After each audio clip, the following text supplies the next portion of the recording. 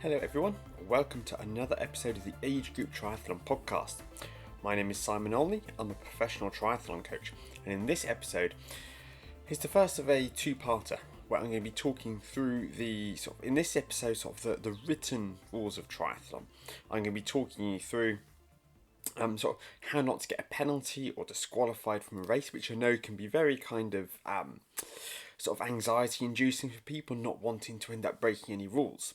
And then in hopefully next week's episode, it might be the week after, depending on scheduling, I'm going to be looking at the unwritten rules of triathlon. So we're going to be talking about things that are more focused around kind of etiquette and just being a considerate competitor or training partner rather than what's actually written down.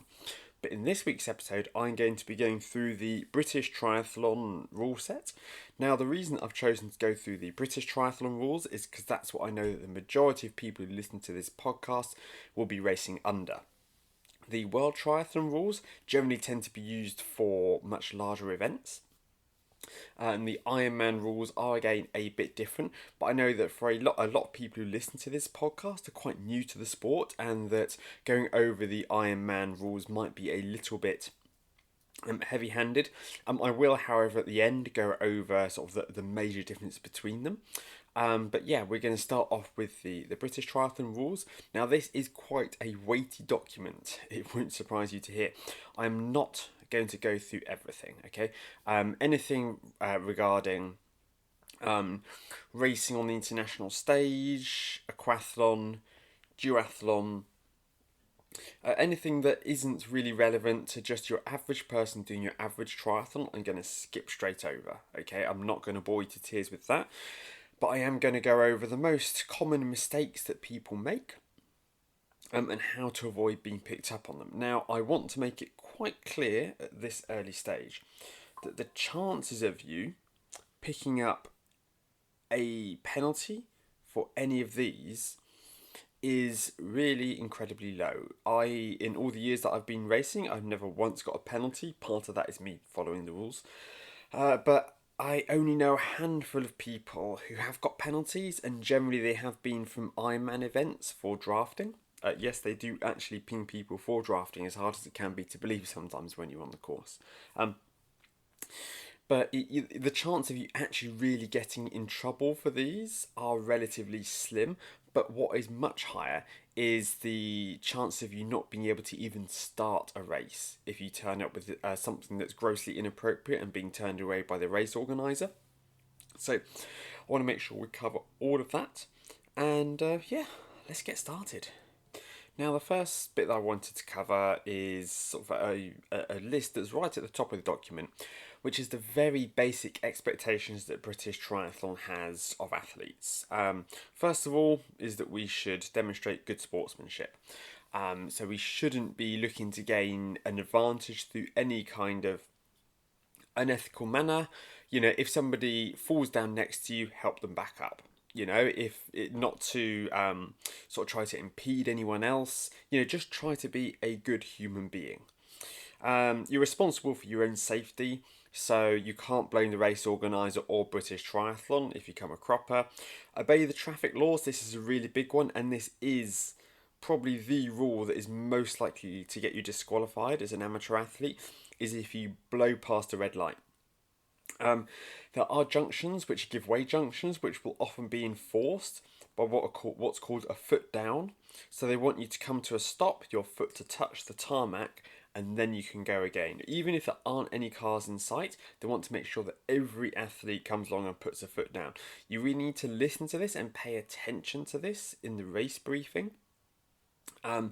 Because if there is one of these and you are not aware of it and you don't put a foot down, then you can end up with a disqualification. Now you may wonder, well, hang on a minute, what does it mean if I get disqualified? Well, as an amateur athlete, not an awful lot. You won't be included on the official results. Depending on the race, whoever's doing the timing, you may or may not get timing splits for it. You may not be able to see how you stack up. You're not going to get a fine. You can get suspended by British Triathlon if you commit an especially heinous sort of act if you are if you are sort of violent, for instance, or really abusive to the race director or the technical officials being, or TO, the sort of the referees essentially. You'd have to work pretty hard to get suspended, but it's not unheard of. But yes, the if you don't put your foot down, then you can end up with a disqualification quite easily there. We have to treat everyone on the course with respect and courtesy, avoid abusive language. This is a big one actually. Inform the technical official, so the referees and or the race director after withdrawing. So if you decide that you just don't want to continue, or you can't continue, you can't, you've got a puncture, for instance, and you push your bike back, you have to tell somebody that you are withdrawing from the race, because otherwise they may think that you're still out there and they may start a big search and rescue operation.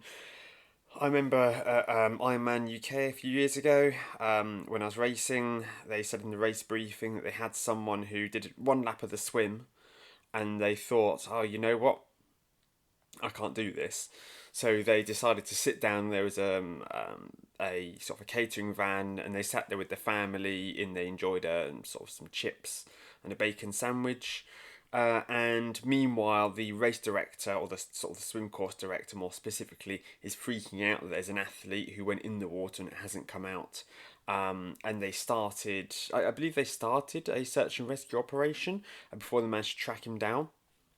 I don't think it quite got to the extent that it could have done, but they said that if you do pull out and you don't inform that, they will pass the costs associated with these search and rescue operations onto the athlete. So just make sure that you let people know when you're pulling out the race. No outside assistance. So this means that you can't pass something onto someone else. You can't have somebody waiting at the side of the road to give you nutrition. You can't have a spectator help you fix your puncture. You have to, any assistance you receive must be from within the race itself. No political, religious, or racial propaganda. No littering. Again, this is a really big one. Now there's littering, which is where somebody takes a gel and they just chuck it to the verge of the road after they've done it, which is absolutely bang out of order, in my opinion. Not only does it have a huge disregard for the environment, it also increases the chances that race won't be able to run again, because the locals will turn around and they'll say to the race director, your race has caused all this litter on local roads. There is unintentional littering, which is where you may be rummaging around for something else in your pocket, and an empty gel or energy bar wrapper may fall out. Now, unfortunately, these are both punishable with a disqualification. I believe it's one of those. It may sort of depend on the race exactly, but if you are caught littering, then that will be a straight disqualification. You can't use any external forces to gain an unfair advantage, such as drafting a bus or another car. Maybe in the swim, finding something solid you can push off of. All of that is banned. You've got to follow the course, so basically don't cut corners, don't go off course. I remember, again, another Ironman UK anecdote, but this is from the year prior to when I did it, where they had wildfires and they shortened the bike course. And there are lots of people who are saying, well, I want to do the 180 kilometres, I'm going to go off course at this point and I'm going to do this extra bit, okay? If you leave the course, you will end up getting disqualified. You can't have any phones on you. That includes in transition. Actually, I have got a bollocking for this before from from a technical official. You're not supposed to have your phone out in transition, because if you're looking at your phone, you're not paying attention to what's going on around you, which could involve athletes on a live race course. You've got to make sure all your equipment is in good working order. So basically, if you're on a bike and you have a mechanical and it falls apart and it injures another competitor, that is on you. You're not allowed to modify the course or any other equipment around, such as fencing, racking, all of that. You can't move any of that.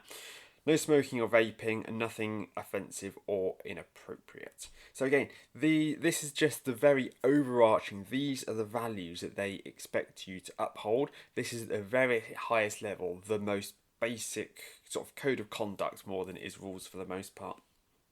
That sort of that covers triathlon in the UK at least. But I imagine, I know I've talked about all of these different rules. USA, Asia, Africa, wherever you are in the world, these rules are all going to be pretty similar. Next up is a bit of a niche one, but you're not allowed to give a competitor an item that would prevent you from completing the race. So you cannot give somebody your bike, your wheel, your helmet, your running shoes, anything that would prevent you from being able to legally compete the race. This is to stop people from, for instance, if there is a triathlon that has a hillier second half, to have somebody riding a super light road bike behind somebody on a triathlon bike, and then giving them the super light bike for the hills to gain an unfair advantage that way. Okay, so again, it's the kind of thing that's never really going to come up, but it's there. You've got to make sure that you have race insurance. Now, this normally comes through a national governing body that you'd be a member of, which basically means that if you were to ride into, say, the back of a car, that you would then be covered by the race insurance, and you could then sort of make a claim on that. And finally, there are race numbers, which it means that you have to make sure that you have on the bike you have a rear-facing number, and on the run you have a front-facing number. The way that most people do this is they have a race belt, which has a couple of holes that are punched through it, through the number, and some elastic stoppers, and that basically allows you to attach your race number to the belt, and you can spin it round for the bike and the run. Is what about 99% of people will do, and it's an oft forgotten item when people make it to the start. If you don't choose to use a race belt, if it's your first triathlon, you don't want to spend any money on things you don't think you might never use again, you can use safety pins to pin your number, but the downside to this is that triathlons only give you one number, and you will have to have it on your back on the bike. And then when you start the run in transition 2, you'll have to unpin the number and repin it to your front to be able to continue the race, which, let's be honest, it's a bit of a faff. Next up is the issue of doping. It should go without saying that using any banned performance enhancing sort of supplements is it's bang out of order, basically. Maybe it's my British sense of fair play here, but if you have managed to convince yourself that it's okay for you to dope, that you're just levelling the playing field, okay, pause this, go and have a long look in the mirror and explain to yourself why it is that you decided to make this decision. And if you still think that's alright, please switch off this podcast and never listen to it again, okay? Doping is a blight on the sport. It is estimated that around 1 in 10 amateur athletes have taken some kind of banned substance, whether this is something such as EPO or whether it's something as seemingly innocuous as sort of testosterone. Okay, it is, just train hard, just do the work. Don't get so greedy, don't get so impatient. Triathlon is a sport that takes years, it takes decades to really excel at. Okay, stop looking for cheap shortcuts at the end of a needle or at the end of a pill. Okay, if you suspect or of anyone that is doping, I would encourage you to file a report with the UK Anti-Doping Agency, because this is the kind of thing which does have a really negative impact on the sport. In fact, funny I should mention this, Challenge Roth on the weekend. They actually have, I think they've done the biggest program so far of testing age group athletes, which I think is a huge step forward. A really huge race like Challenge Roth, I think it's great. I think we need to make sure that everyone is on a level playing field, and I encourage this behaviour. If you've got nothing to hide, then you shouldn't have an issue with this. Now, if you are caught in violation of the rules, you will be given a penalty. Assuming you're not disqualified, and in sort of 99% of cases for triathlons up and down the United Kingdom, you will have that penalty added onto your time. It's very rare that there is a penalty box. This is generally sort of saved for professional athletes. Now, these rules are enforced a lot more strongly with professional athletes when there is Olympic qualifications, When there's prize money on the line, okay, you really need to make sure that the playing field is as level as it can be. It can be something as sort of harmless as a wetsuit hanging out of a transition box and touching the floor can land somebody with a penalty in the professional field. They are really hot on it. I wish they were hotter on drafting. I think most people do, but I can't pretend to understand these decisions. But yeah, as an age grouper, you will almost certainly have any penalty added onto your time after you cross the line. You will not be expected to stop in a penalty box unless you are at a large event that you probably need to have professional athletes racing for it to justify the presence of a penalty box. Now, you may say to yourself, well, hang on, what if I was wrongly penalised? Now, in those cases, you can submit an appeal, but you cannot submit an appeal for drafting or littering, which is one of those things which is more of a judgment call from the technical official. I was unsure whether to include this or not, but I thought I would leave it here just as a point of reassurance that if you felt that you were unfairly removed from the race and you can prove that you did nothing wrong, that you can actually go down the route and appeal it. Right, now we're on to the actual more interesting stuff. We're going to start looking at the swim, okay, and the rules associated with this. Now, you can use any stroke that you want to propel yourself through the water. You have to actually you have to be propelled through water. There was an issue not long after I started the sport, actually, where there is a big Ironman race, and the swim went around a bay, well, sort of across a bay, I should say. And when the starting gun went off, you had a bunch of athletes just started to run around the edge of the bay because there was nothing in the rules that said that you actually have to swim during the swim. So they tightened that up. But yeah, you can use any stroke that you want, whether it is front crawl, which is sort of a good, like, I'd say 90-95% of athletes will use because it is the fastest stroke. I'm assuming you're doing it well. Breaststroke, butterfly, and you can swim backstroke. You just have to let a race official know.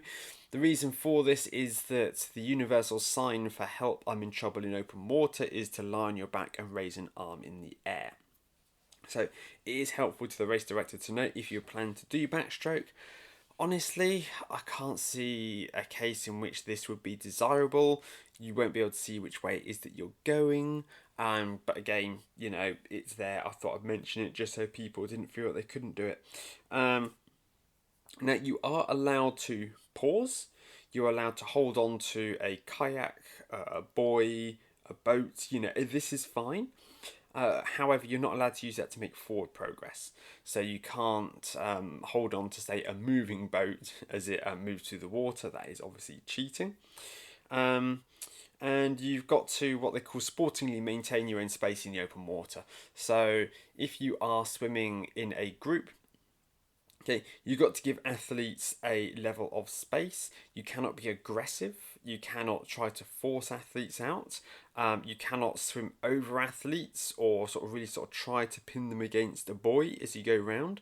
You certainly can't, anything such as grabbing feet, dunking swimmers, again, completely and utterly bang out of order. So you have to maintain your own space, but do it in a a fair way. I went over the wetsuit rules in detail a few weeks ago, so I'm not going to do it to death here. But basically, a wetsuit is mandatory below 16 degrees across all distances. If the temperature is above 22 degrees for a sprint distance triathlon, then it is forbidden. And if it is above 24.6 for a 1500 metre or above swim, then it's also forbidden. Now, a mistake that a lot of people make in their training is you go, I'll do all my swimming with a pool boy, or I will, I don't need to learn to kick because I'll have a wetsuit on.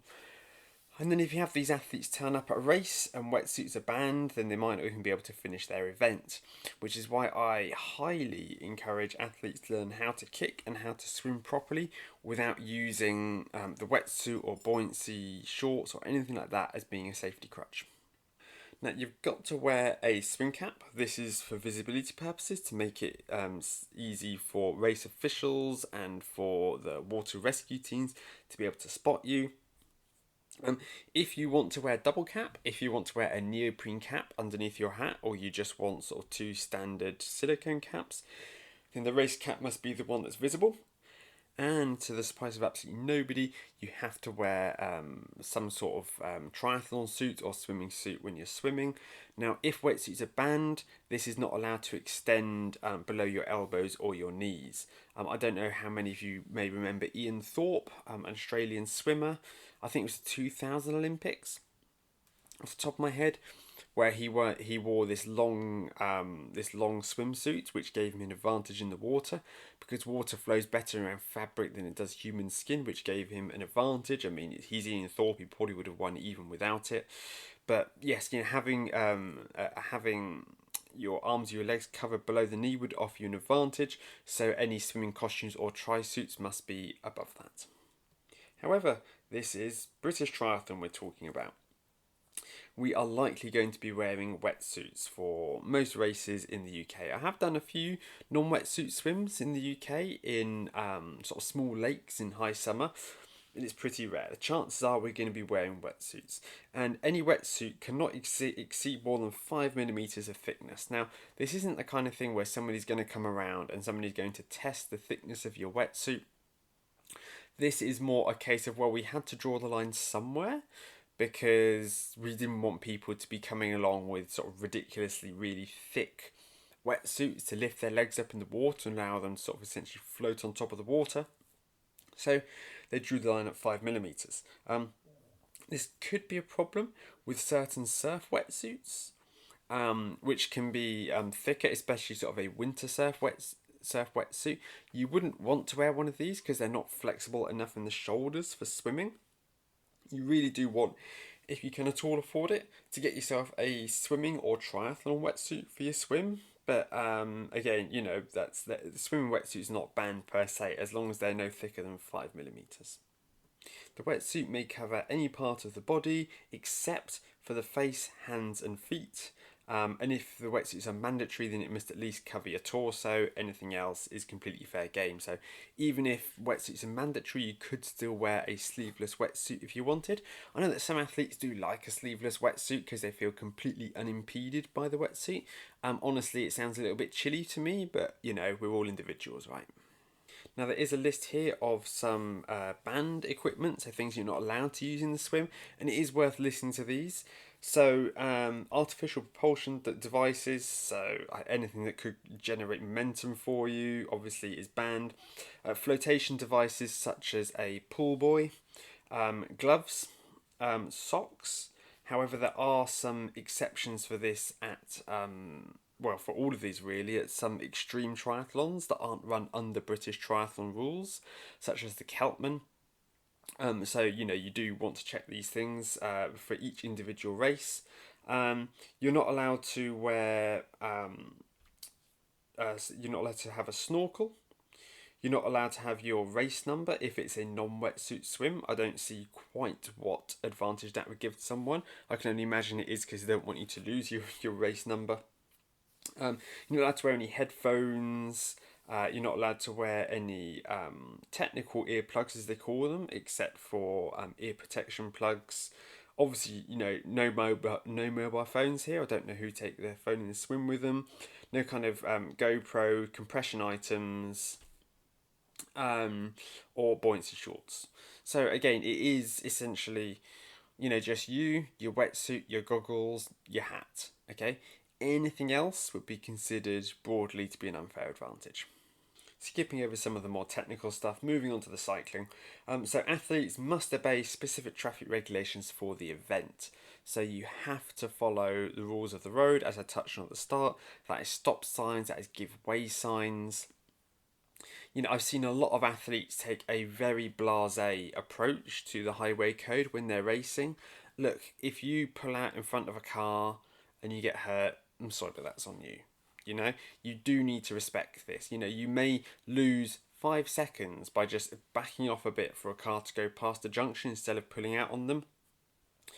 But you may end up not only with a very abrupt finish to your race, but also potentially breaking your bike breaking bones.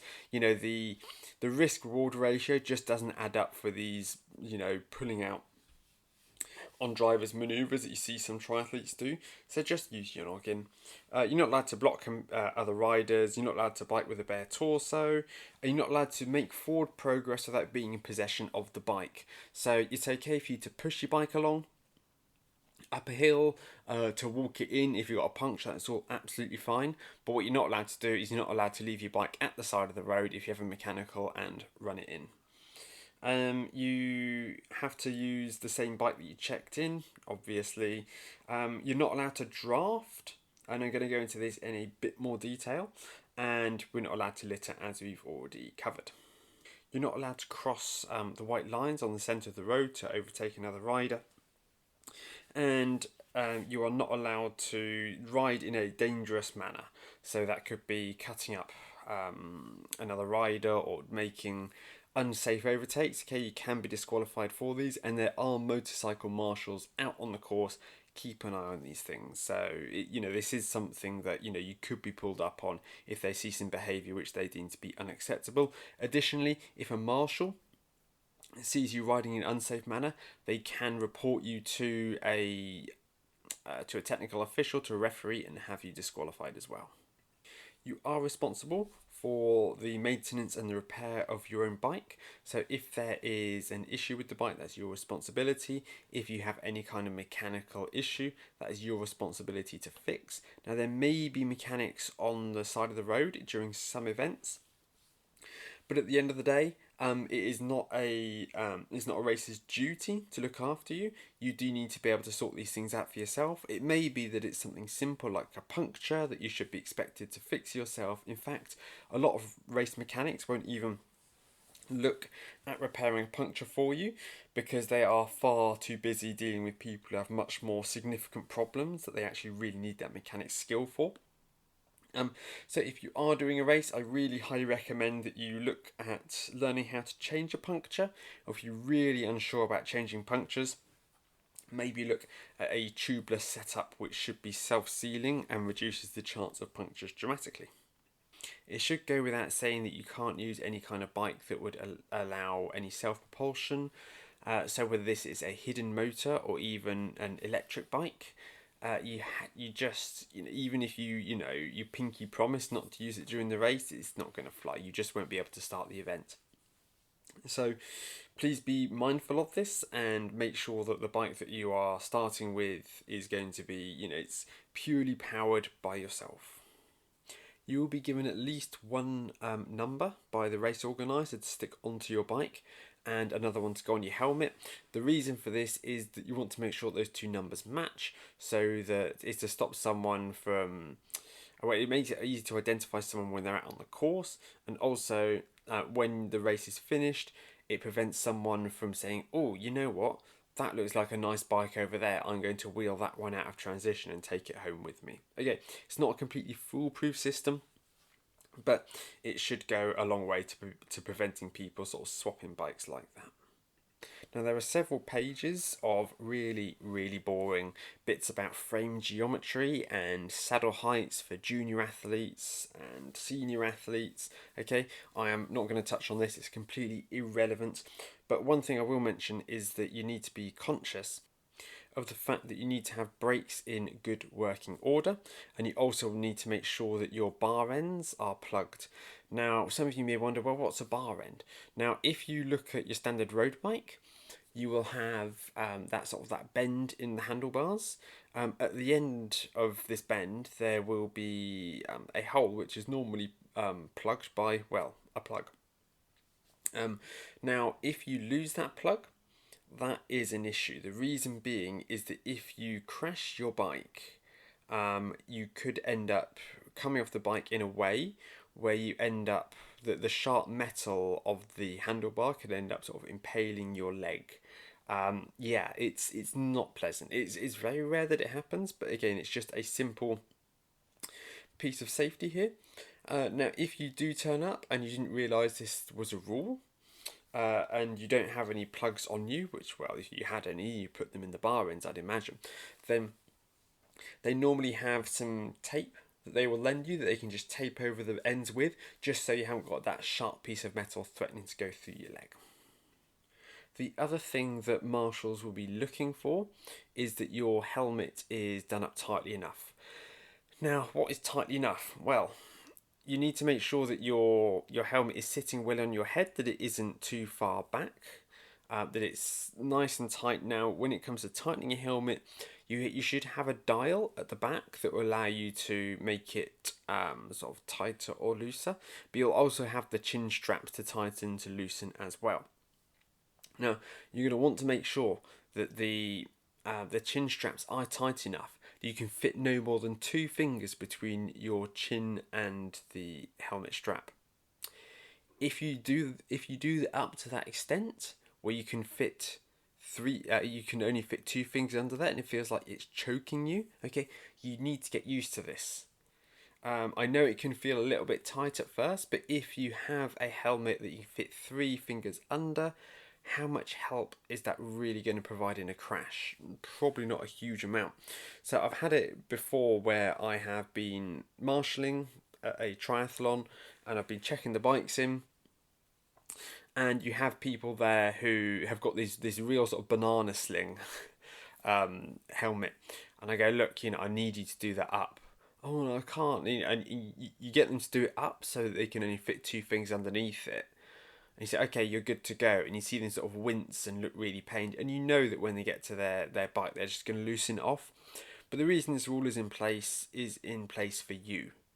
But also other people. Now, a lot of people who don't agree with wearing cycle helmets, they say, oh, it's a personal decision. It's all, I'm the only one who gets hurt if I come off. Well, yeah, you're the one who physically gets hurt if you come off. But what if you were to come off and you were to suffer a serious head injury, and all these other athletes have got to go past, seeing somebody bleeding out from their head and paramedics, trying to revive them? I don't think you want to see that, would you? So I don't think you'd really want other people to see that. You wouldn't want the race to be marred with this dark cloud because somebody didn't put their helmet on properly and came a cropper. So yes, you are the only one who gets hurt, but you're not the only one affected.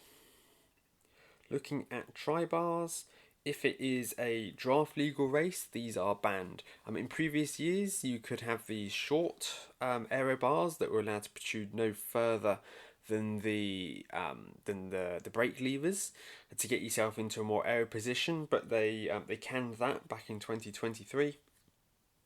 Now you are not allowed to run any kind of clip-on bars for draft legal races. You are only allowed to use them for non-drafting races.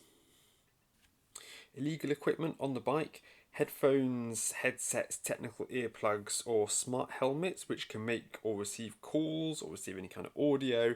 They're all banned. You don't want any distractions from you on the road. This is really important.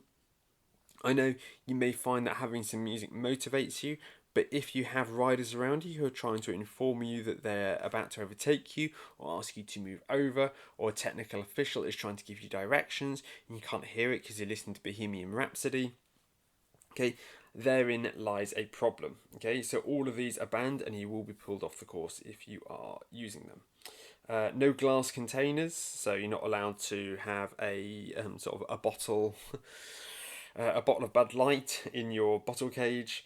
Any mirrors, I'm not quite sure why mirrors are illegal, but them's the rules.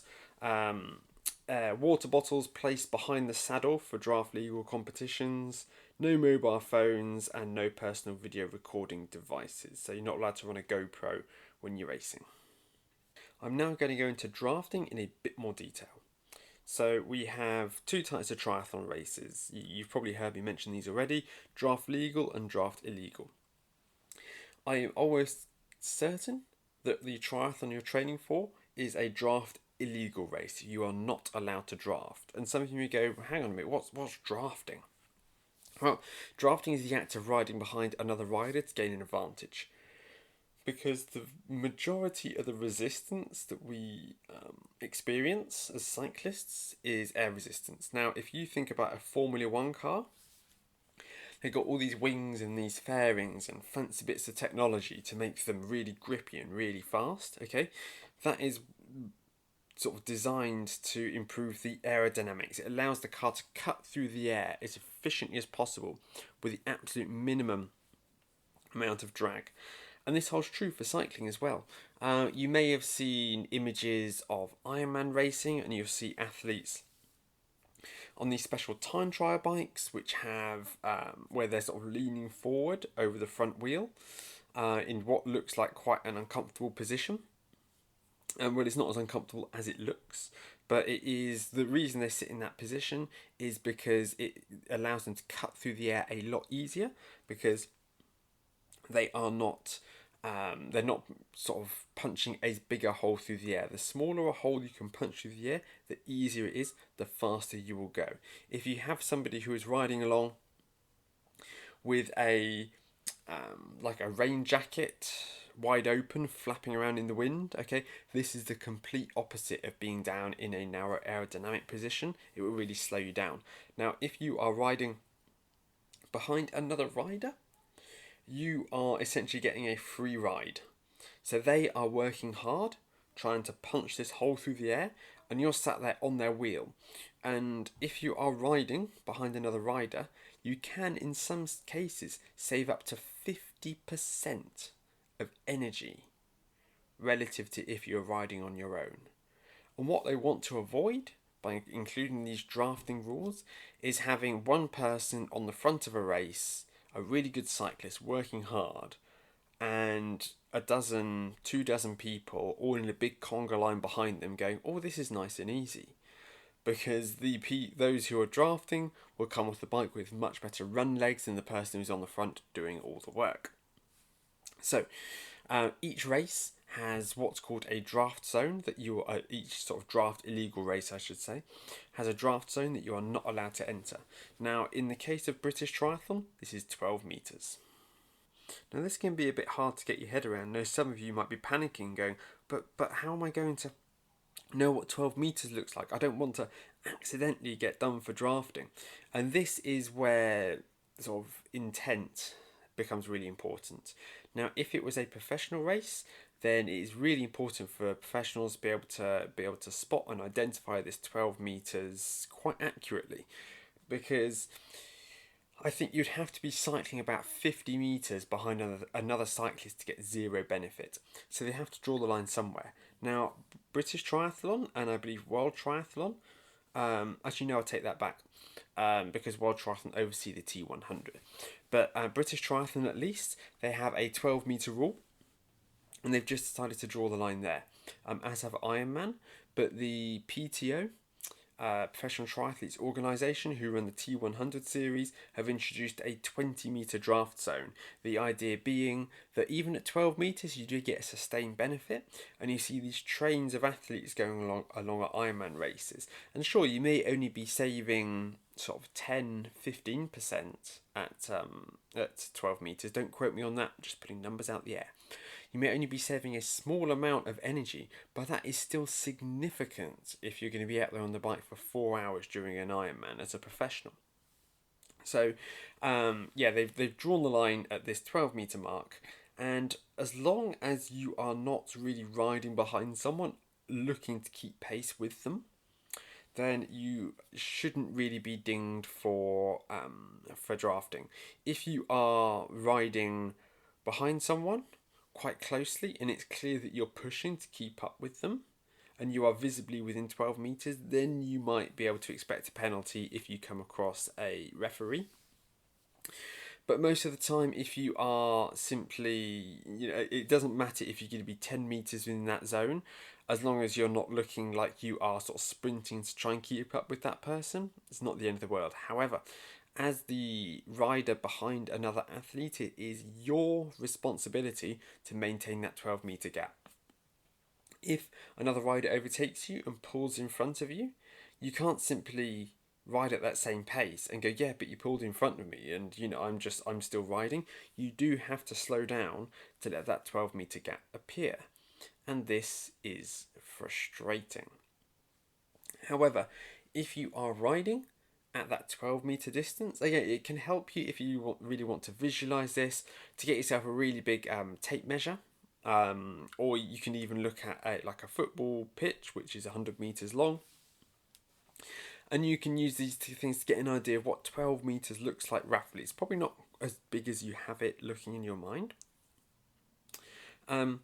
But if you can get a rough idea of what 12 meters looks like, as long as you're not aggressively staying within this range, you can save more energy riding at 12 meters and get free speed legally, which will make you more efficient, quite likely, than if you were on the front pushing really hard.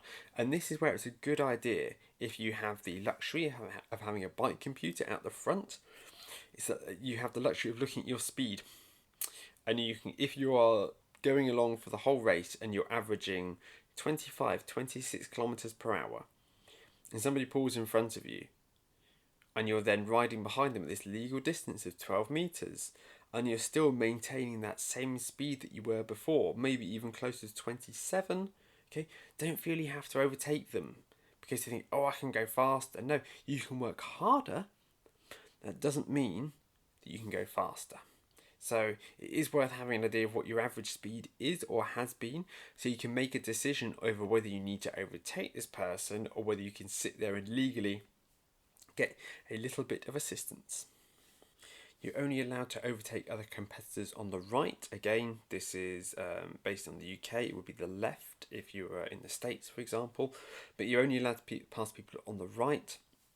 And once you complete your pass, you must then move over to the left-hand side of the road. If you stay out in sort of the middle of the road or the right-hand side of the road, that is known as blocking, and you can get a penalty for that.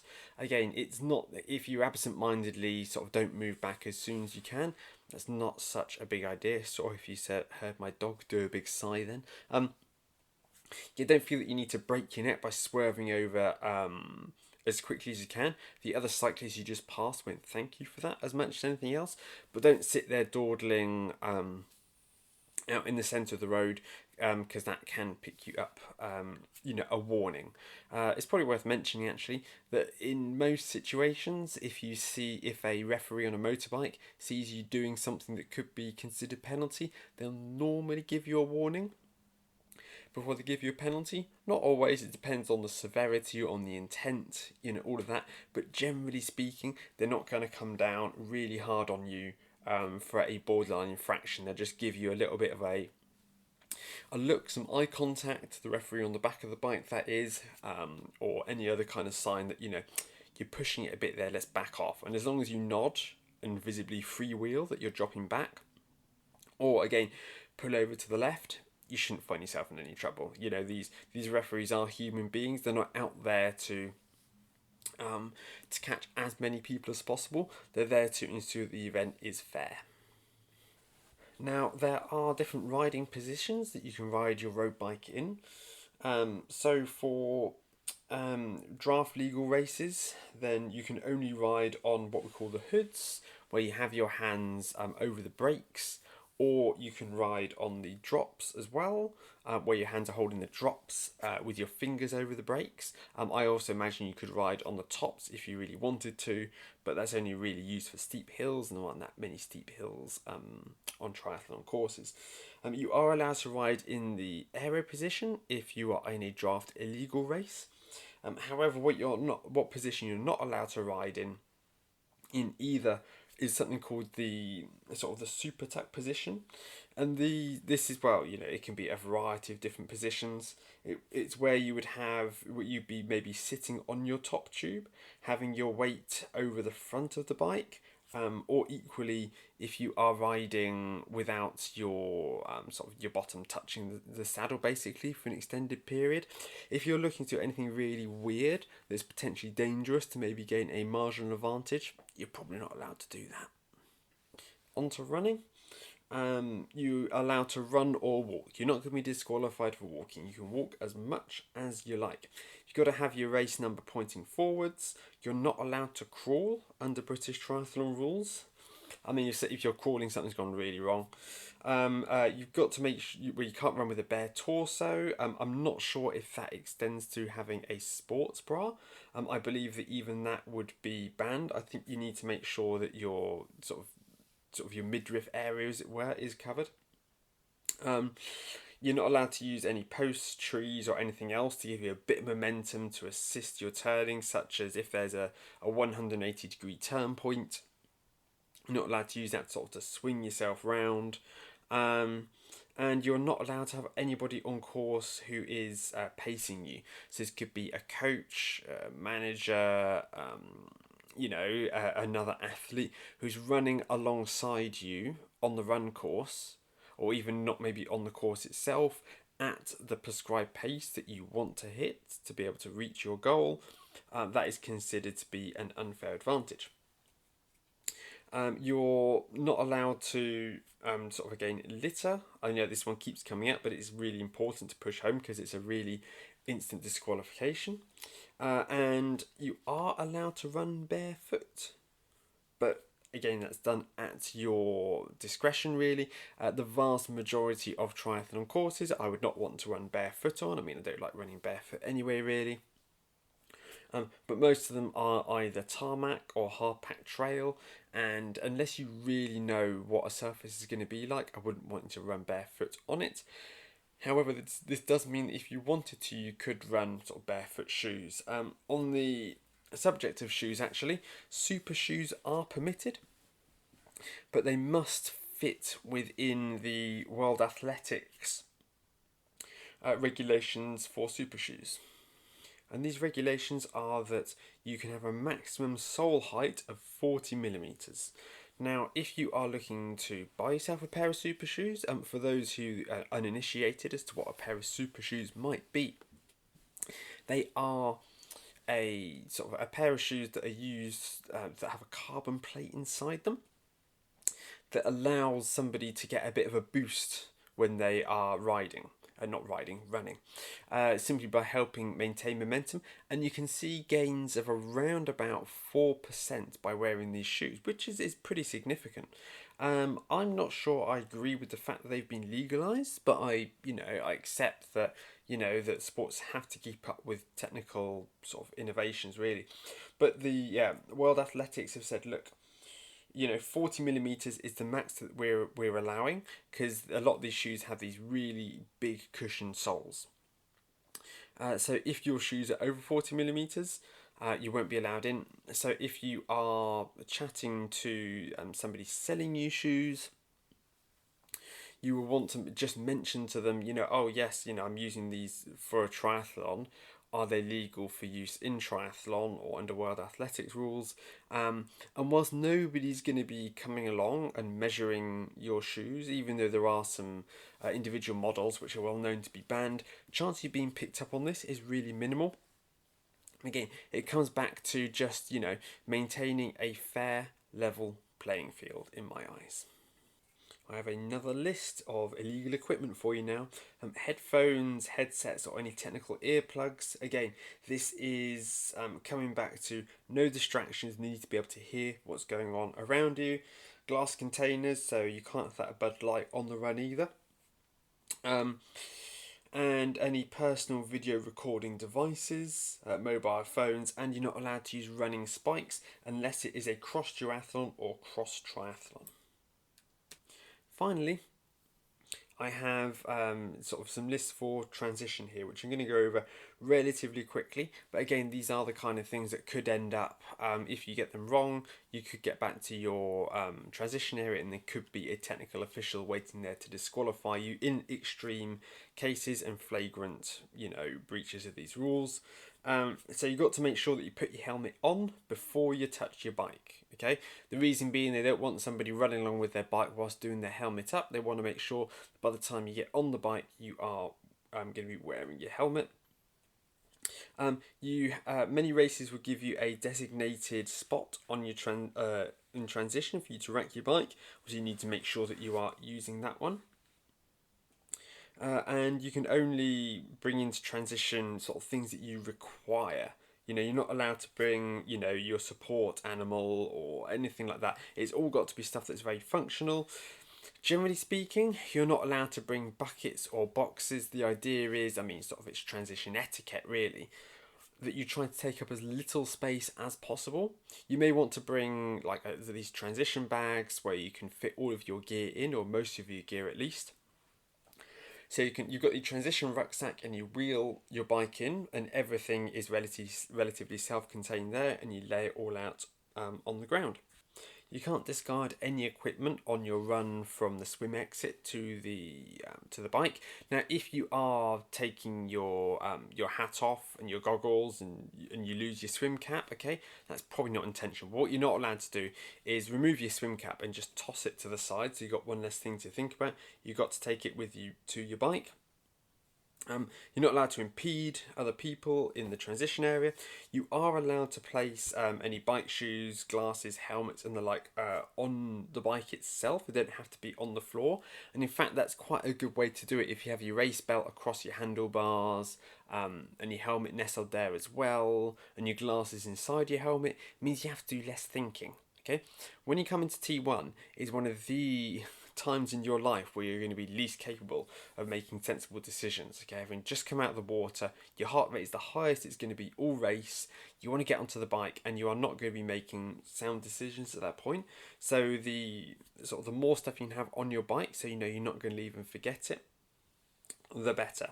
You're not allowed to interfere with another competitor's stuff in the transition area. It should go without saying. Just don't touch things that aren't yours. This is a good rule for life, I find. You're not allowed to sort of cycle in the transition area. Obviously, you have mount and dismount lines within the transition area. So you'll have a mount line that will be at the start of the bike course, and you have to push your bike to get to the start of the bike course. Quick little tip for you here. If you are looking to mount your bike, if you're looking to sort of get a bit of a head start, as it were, on the competition, if you place your bike as close to, if assuming that you're not on numbered transition racks, if it's a free for all, the closer you can rack your bike to the mount line, the less time you'll spend running with your bike, because running with your bike is slow. Well, it's slower than when you're running without the bike, obviously. And if you're able to position your bike as such that you only have to push it a short way to the mount line, that is going to give you a nice advantage relative to people who have to push it all the way through the transition zone. Now, big events, the transition areas are generally laid out in such a manner that you cannot gain a palpable advantage by being positioned at one position of the transition area as opposed to another. We covered all this on my British Triathlon event organisers course. However, smaller races, this isn't really going to be as much of a concern. So especially if you're not comfortable running with your bike, that's a nice little tip for you there. In the transition area, you're not allowed any nudity or indecent exposure. If you are competing at a longer distance event, then some people may want to do a kit change, but you can't get your genitals out in the transition area to put on some bike shorts. That probably goes without saying. They do have changing tents for you, but you may have to queue up to get in to use these. You're not allowed to have any family members permitted in transition area, so it is just you on your own. We can't have family members who are somewhat unaware of what's going on there, causing trouble. At larger events, you can have athletes arriving and setting up their transition area, whilst athletes from early waves are coming through and racing. So it's incredibly important to make sure that everybody who is in the transition area has got sort of that racing mindset and is aware of what's going on around them. And as I mentioned earlier, no mobile phones. Again, I've been caught out by that one myself. Finally, you're not allowed to bring pets in there. I'm not quite sure why that one needs to be mentioned, but I'd like to think that there was probably somebody who walked into transition with a dog once upon a time. And there we have it. That is a very brief overview of the British Triathlon competition rules. I hope that wasn't too overwhelming for you. I hope I made it, a little bit interesting and not too dry. Something I did notice actually as I scrolled through all of the stuff that was, relatively sort of meaningless about para triathletes and elite athletes and junior races, all things that are outside the scope of this podcast. For the most, I did notice that at the bottom of the British Triathlon competition rules, there is an appeals form that can be submitted. You can fill out all of the details about the appeal against your disqualification or your penalty. Something I did notice is that they require a £30 fee, which is refundable. If you are found to have been, not at fault and you are reinstated, I can only imagine they cover that. They include that sort of just to cover the time of a jury to look at it, and also to stop people from, appealing left, right, and centre for things that they were clearly their fault, but they just thought they'd have a go anyway. Knowing some technical officials pretty well, they're not bad people at all. They're not people who are looking to come down hard on people. They're not people out there to ruin people's fun. They're just there to help ensure that there's a level playing field, to make sure that, above all else, I think, rather than, especially for events that aren't championship events, rather than it being all, trying to make sure that that everything is as fair as it can absolutely possibly be, it's more about the experience that other athletes have. If your behaviour is having a very negative experience on other athletes, or marshals, technical officials, anything like that. If you're being abusive, if you are, just not being a pleasant human being, that is what is more likely to get you in trouble than any of the other sort of minor rules that I've listed so far. Now, taking a quick look at the Ironman competition rules, the main things you need to be aware of are the colours of cards. So if you get shown a yellow card by a referee, that means you got a 30-second time penalty in a 70.3 or a 60-second time penalty during an Ironman event. A blue card means you got a 2-minute penalty at 70.3 or a 3-minute penalty for a full distance Ironman. Okay, these distances have been these durations of penalties have been shortened in recent years. If you get shown a red card, that means you are disqualified. It's also worth pointing out that at Ironman branded events, again, when I talk about Ironman, I'm talking about the race organizer Ironman, as opposed to any independent race organisers that are offering the same distance, that you will have a penalty tent. So if you do get a drafting penalty, there will be a specific area for you to serve that penalty. If you don't serve that penalty, it won't just be added onto your time at the end. You will be disqualified for failing to take the penalty. The swim rules are a bit more relaxed around Ironman, simply due to the length of the swim, the time that you spend in the water. So, whilst you're not allowed to wear snorkels, fins, gloves, paddles, or flotation devices, you are allowed to wear neoprene booties if the water is sufficiently cold enough. This will be communicated ahead of the start. So if you're heading to somewhere that has a really cold swim and you have some booties, pack them just in case they're allowed and you want to use them. The wetsuit rules are very different as well. Again, I'm not going to deconstruct these in great detail, but essentially the cutoff for wetsuits is 28.8 degrees Celsius. So anything below 28.8 and you can wear your wetsuit. So it's quite unusual for Ironman races to be non-wetsuit, but it definitely happens, especially in the summer in southern Europe, around the Mediterranean, or areas of the US. The drafting rules at Ironman and Ironman 70.3 events are more strictly sort of enforced than at other events, due to the length of the bike course and the additional advantage that can be gained. So they do say that you have 25 seconds between entering the draft zone to complete your pass. Now, if you're an age group athlete, you don't need to worry about this 25 seconds. If a professional athlete was overtaking, then you might have a technical official start the timer to make sure they complete the pass, and then the athlete whose pass has 25 seconds to drop out of this 12-metre draft zone. As an age group, you really don't have to worry about this. When I've done Ironman events, I have been riding up a hill well within 12 metres. of another rider because so far back, as much as anything else, I don't think they were really that interested. And as we were going up a hill, it's not like any real advantage was being gained. They do apply a layer of common sense, especially at really busy events. So Ironman Barcelona is terrible for this because they got a lot of athletes. The course is very flat, and you get these really big bike packs forming. And normally, within the first few kilometers, maybe up to 10 kilometers in some cases, often the motorbike officials will turn a blind eye to people riding within 12 meters because the field is just settling down. It needs to spread itself out. There's simply not enough space on the road for everyone to have a 12-meter gap. You just spend the entire first 10 kilometers of the race freewheeling to allow these gaps to open up. Okay. They need to have that many people to help meet the to sort of help ends meet, as it were, with the race. They can't say, oh, we'll only take 200 athletes to make sure that we can adhere to the drafting rules. They know what's going on. The event needs to be financially viable, and as a result, they do just turn their eye quite happily to draft within the first few kilometers. But once you are well into the race and you're on the flat, you really do need to be mindful because at Ironman events they are hotter on drafting than British Triathlon are. One rather amusing change is that on the Ironman course you are allowed to crawl, unlike on the British Triathlon where crawling is prohibited.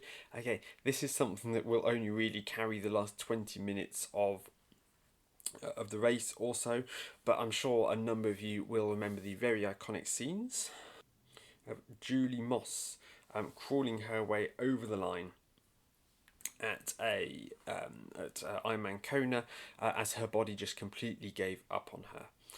And I think they've left this in here to kind of to honour that, to make sure they weren't looking to overwrite that memory.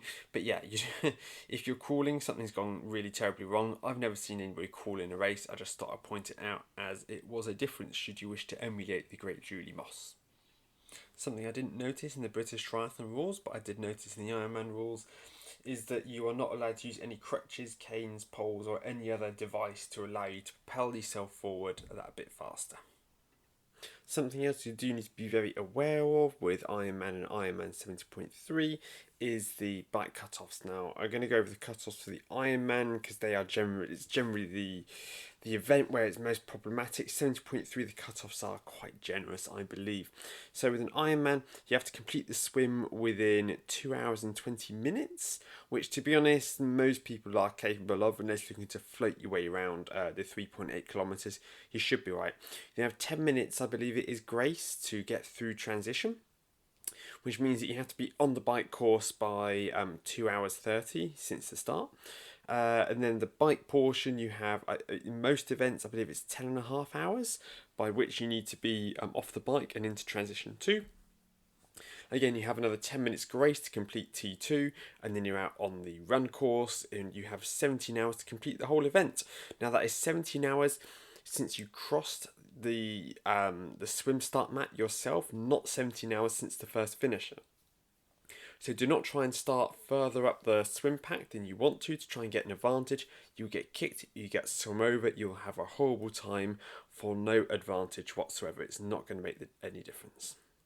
So that was useful. In either next week or the week after's episode, I'm hoping to have someone join me. I may have someone, I may not. It depends on their availability for recording. I'm going to be looking at the unwritten rules of triathlon, where we're going to be talking over things such as toe tapping, half wheeling, transition spreading, all of these things that they're not going to be covered in any competition rules, but they are just sort of seen as being, these unwritten rules that mostly people don't, you just don't do these things. But if you are a newer athlete, if you are new to the sport, you may not come across these, and you don't want to have somebody snap at you and only to find that you've broken some kind of unwritten rule that you think they've just made up. So I'm going to be looking at that. Until then, wishing you all the very best with your racing, your training. Again, please don't stress about these too much. I want to come back to the point about it being about intent, especially with drafting penalties. As long as you are not looking to be taking the mickey, okay, you should generally be alright. Try not to stress about it too much. Try to relax. Try to enjoy the day. Try not to hold other people up. Try not to be a dick, and you'll probably be alright. See you next Tuesday morning. Take care now.